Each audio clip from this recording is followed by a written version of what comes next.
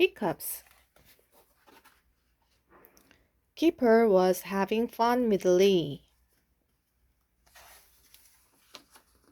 They had a drink.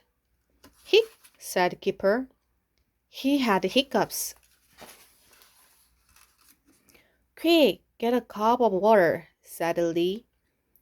Did that get rid of the hiccups? Said Lee. Hic, said Keeper. Hic.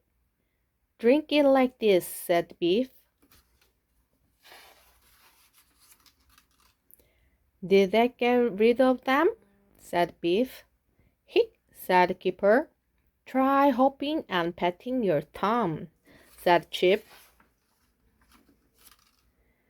Has that got rid of them? Said Chip. Hic, said Keeper.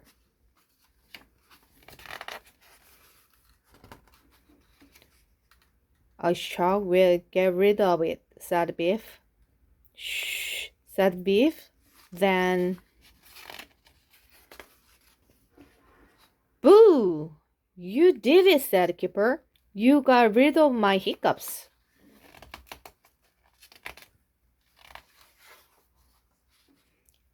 Hic, said Grandpa Chan.